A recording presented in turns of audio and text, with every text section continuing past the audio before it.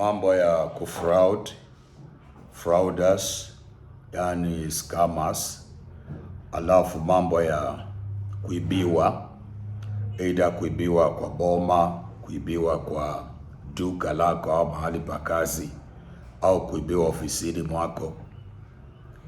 Alafu pia jambo lingine ni mambo ya kukopesha. Wale mlikopesha katika viwango vyovyote vile, alafu imekuwa ngumu kurudisha. Sasa hii ndio ninaongea. Sasa hakuna jambo ambalo halina suluhisho. Kila tatizo liko na suluhisho, kila swali linajibu. Na hakuna mtu ambaye anafanya hayo anaweza kujificha chini ya jua wala apotee kutokana na kivuli chake.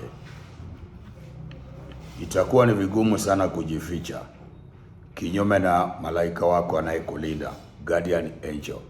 Haiwezekani. Sasa kila ambacho nimesema ni kwamba ndiyo, kuna kazi ambayo inaweza ikafanywa, na hiyo kazi ikifanywa ni ya gharama, na watu wengi gharama hizi zinawasumbua kulipia kazi wakati wameumia. So ile kitu ambacho ninaweza nikakwambia ni utafute kuchukua product ambayo nimetengeneza kwa kusudi hilo. Utafungua ndani, utaona karatasi itakuelekeza vile unatumia. Alafu utaitumia wewe mwenyewe pesa ambazo zimeskamiwa, either kwa account ama online, zitarudi kwako. Au pesa ambazo umekopesha watu na wana vichwa ngumu, wanapata hela na waripi, watasukumwa kwa ukuta wa hare hata mara 20 kwa lisali moja mpaka vile watalipa. Yaani kuna vile watakunjwa mahali kiasi ya kwamba hawana vile watapumua mpaka vile watalipa hiyo hela. Jambo la tatu, kama ni zile zimeibiwa, vyombo ama nini, kwa nyumba, kwa boma au kwa mahali pa kazi, pia hiyo ndio njia tutatumia. Sasa kuna hii product, manake gharama ya kutumia spiritual services, huduma za kiroho, ni kubwa. Nimesema kuanzia $1,000 kwenda juu. Unaweza ukafanya.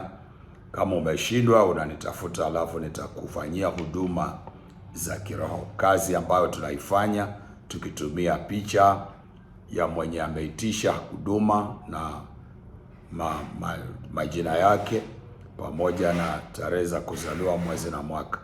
Hizo vitanisaidia kutafuta vizuri aliyechukua pesa yako, kwa sababu aliye scam akahama na mambo ya 419 ama Yahoo people, hawezi ukawa anatumia majina ya sawa ama ya haki, au akawa anatumia hata email ama namba ya sawa. Yote ni uongo. Manake hivyo ndio vile wanakaa. Sasa lakini hawezi kujificha kwa ulimwengu wa roho. Ulimwengu wa roho unawaona vizuri, unawaelewa vizuri na utawapata, maana malaika wake wa rohoni yako pamoja naye, nasi tunawasiliana na hao kwa ajili ya kukamata aliyehusika. Sasa unaweza tumia product nimeitengeneza kwa kusudi hiyo.